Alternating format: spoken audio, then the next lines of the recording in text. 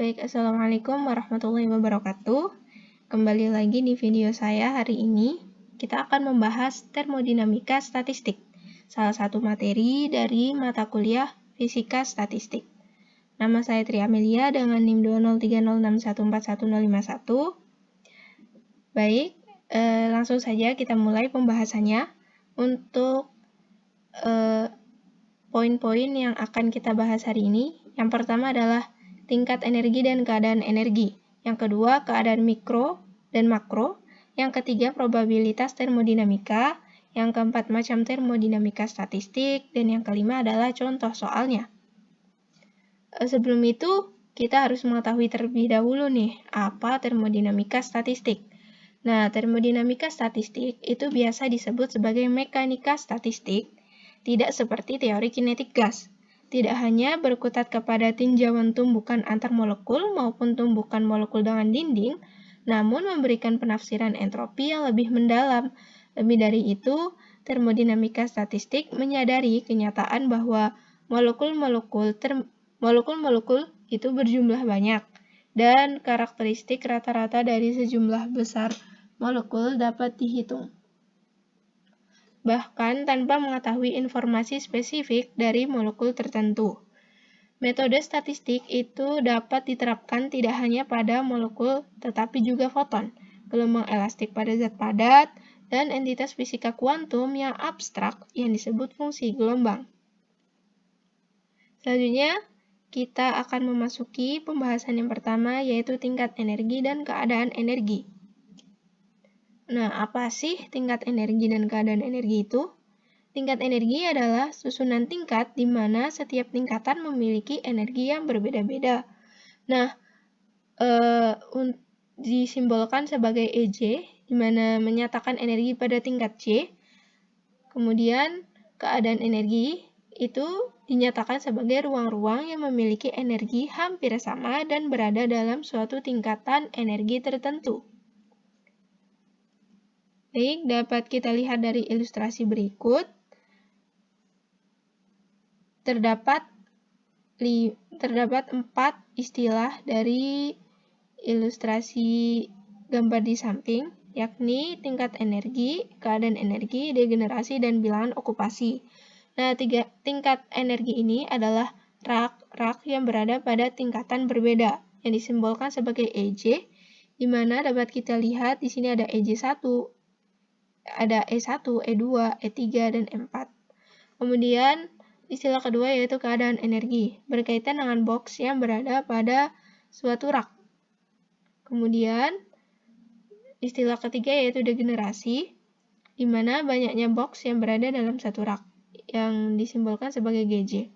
Nah, pada tingkat pertama, G1 berjumlah 1, kemudian pada tingkat kedua disebut G2, pada tingkat ketiga disebut G3 dengan jumlah boxnya itu 4, kemudian pada tingkat keempat itu G4 dengan jumlah boxnya 5. Kemudian istilah terakhir adalah bilangan okupasi, di mana menyatakan total jumlah kelereng yang berada dalam suatu tingkatan atau NJ. Maka dapat kita lihat dari gambar, untuk tingkat pertama itu N1, jumlah kelereng 5, maka N1 itu sama dengan 5, dan N2 berjumlah 4, N3-nya adalah 3, dan N4-nya itu adalah 2. Selanjutnya, dengan jelas, jumlah dari bilangan okupasi NJ dari semua tingkat energi itu sama dengan jumlah total partikel N, sehingga sigma J NJ itu sama dengan N. Selain itu, karena partikel dalam keadaan ini terlibat dalam beberapa keadaan J, semuanya memiliki energi yang sama, NJ. Energi total dari partikel pada tingkat energi J adalah EJ NJ, dan energi total EJ dari sistem ini adalah sigma J EJ NJ sama dengan E. Jika sistem berada dalam medan gaya konservatif seperti medan gravitasi, listrik, atau magnet, energi total akan terdiri dari sebagian dari potensial energi EP dari sistem. Jika energi potensial adalah 0, energi total E kemudian merupakan energi dalam U, dan sigma J EJ NJ itu sama dengan U. Lanjut ke pembahasan kedua, yakni keadaan mikro dan keadaan makro. Untuk keadaan mikro dan keadaan makro, kita mengetahui microstate dari sebuah sistem bila posisi dan kecepatan setiap partikel itu diberikan.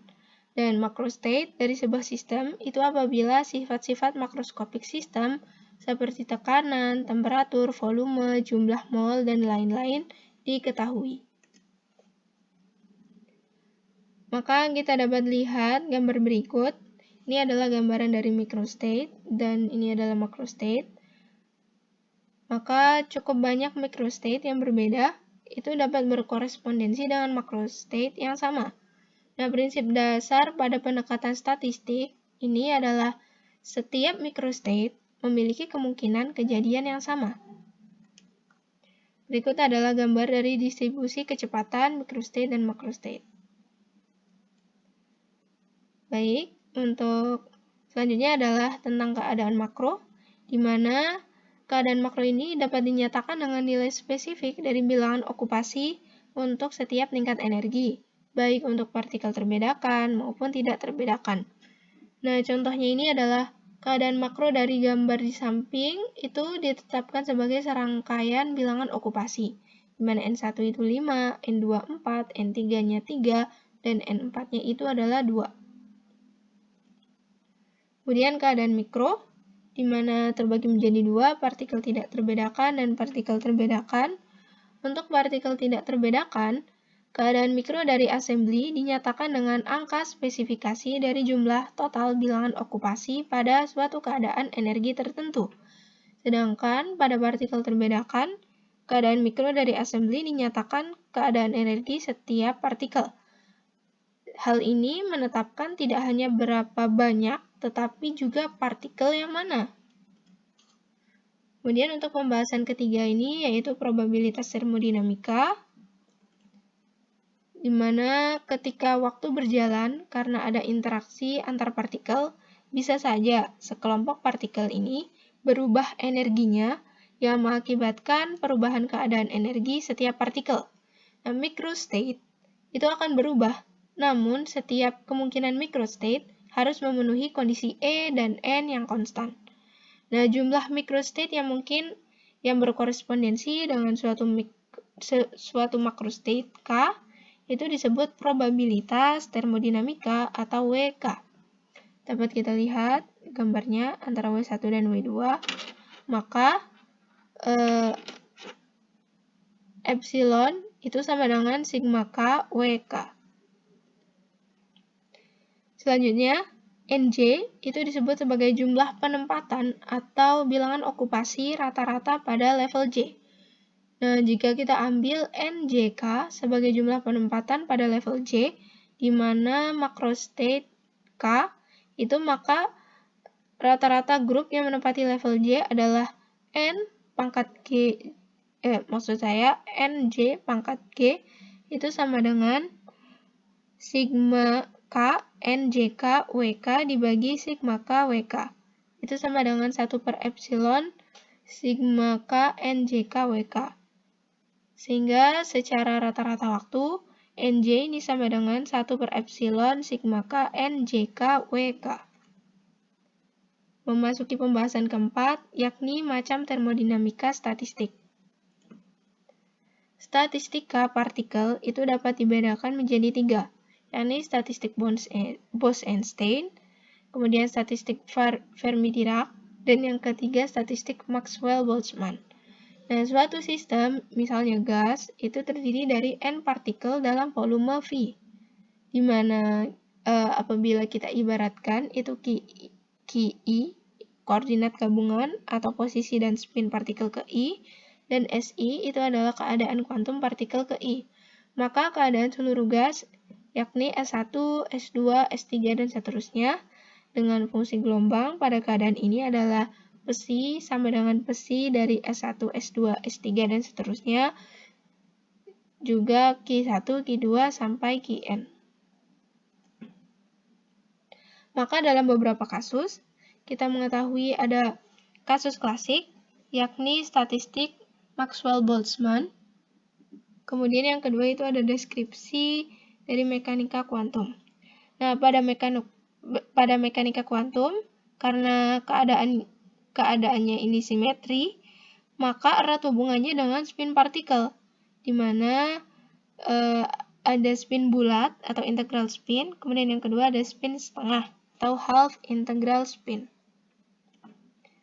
Berikut adalah perbandingan antara klasik dan kuantum, di mana klasik ini adalah Maxwell-Boltzmann, kemudian kuantum karena tadi terbagi menjadi dua berdasarkan spinnya, maka Bose-Einstein sendiri dan Fermi-Dirac. Untuk cirinya yaitu pada Maxwell-Boltzmann distinguishable dan tak ada simetri, juga tak ada batasan jumlah menempati satu keadaan.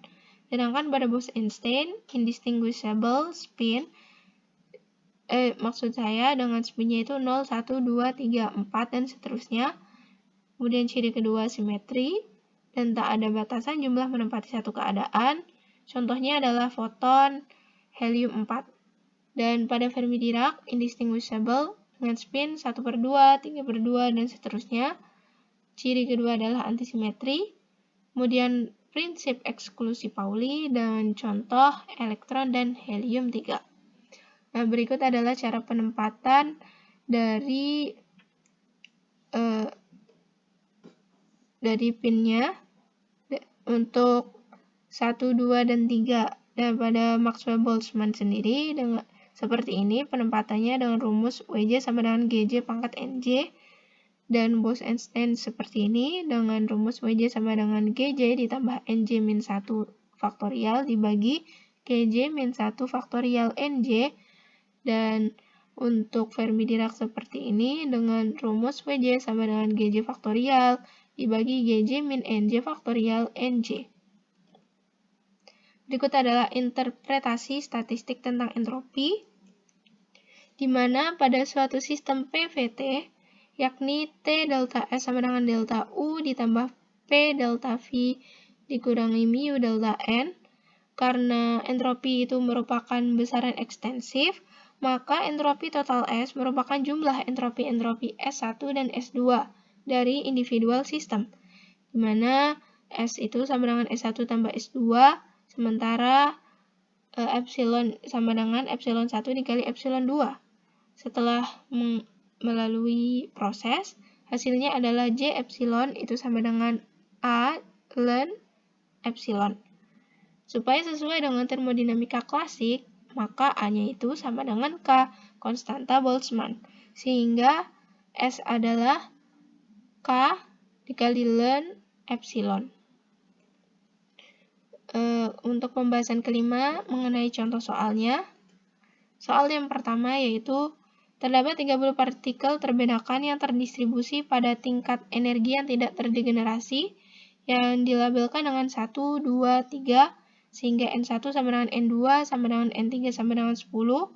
Kemudian energi pada masing-masing tingkat energi adalah Q1 sama dengan 2 eV, Q2 itu sama dengan 4 eV, Q3 sama dengan 6 eV.